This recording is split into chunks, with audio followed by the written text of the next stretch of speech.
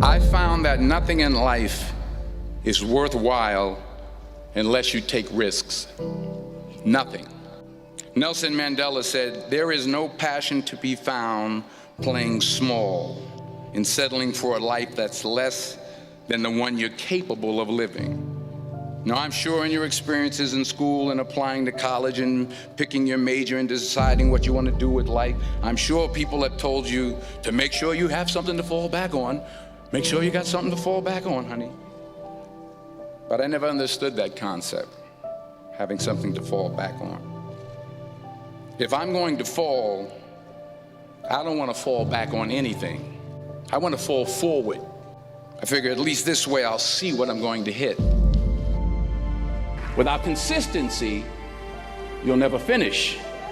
It's not easy. Ease is a greater threat to progress than hardship.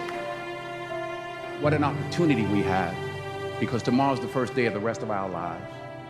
So do what you feel passionate about. Take chances.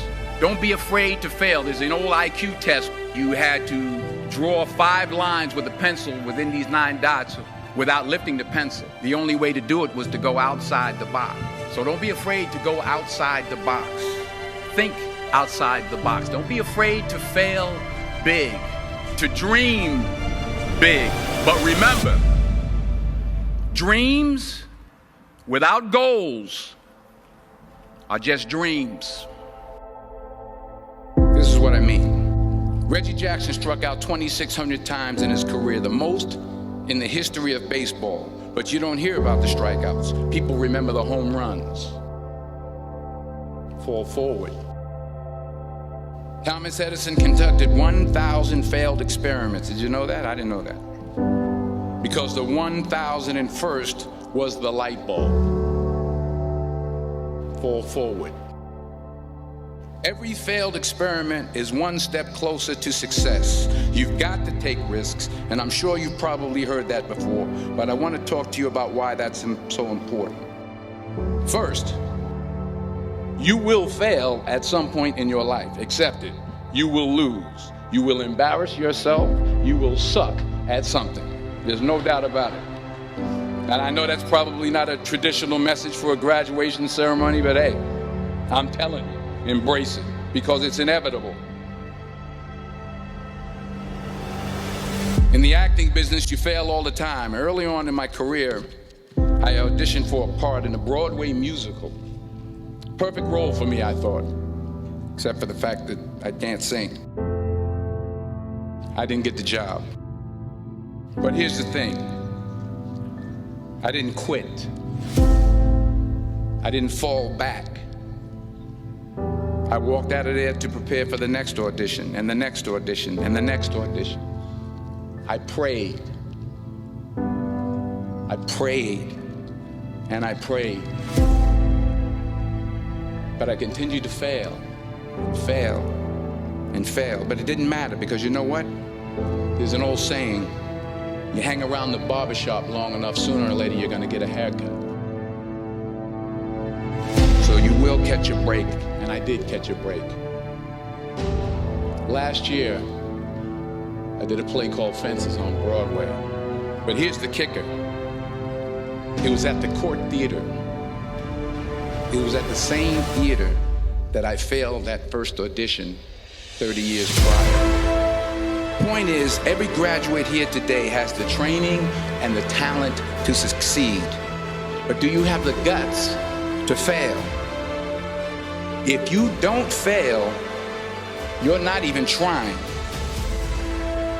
I'll say it again. If you don't fail, you're not even trying. To get something you never had, you have to do something you never did. So you got to get out there. You got to give it everything you got, whether it's your time, your talent, your prayers, or your treasures. What are you going to do with what you have? I'm not talking about how much you have. Some of you are business majors. Some of you are theologians, nurses, sociologists. Some of you have money. Some of you have patience. Some of you have kindness. Some of you have love. Some of you have the gift of long suffering, whatever it is, whatever your gift is. What are you going to do with what you have? All right, now here's my last point about failure. Sometimes it's the best way to figure out where you're going. Your life will never be a straight path. I began at Fordham University as a pre-med student. Took a course called cardiac morphogenesis. I couldn't read it, I couldn't say it, I sure couldn't pass it. So then I decided to go into pre-law, then journalism. And with no academic focus, my grades took off in their own direction. I was a 1.8 GPA, and the university very politely suggested that it might be better to take some time off. I was 20 years old, I was at my lowest point. Later that summer, while working as a counselor at a YMCA camp in Connecticut, we put on a talent show for the campers. And after the show, another counselor came up to me and asked, "Have you ever thought about acting? You're good at that." So when I got back to Fordham that fall, I got in and I changed my major once again for the last time. And in the years that followed, I have traveled the world and I have spoken to millions of people through my movies. Millions who up till this day couldn't see me, who up till this day I couldn't see while I was talking to them, and they couldn't see me, they could only see the movie.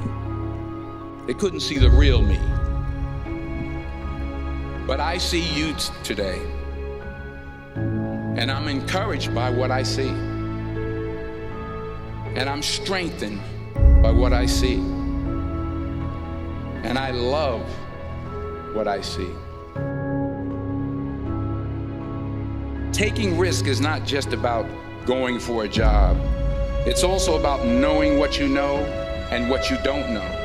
It's about being open to people and to ideas.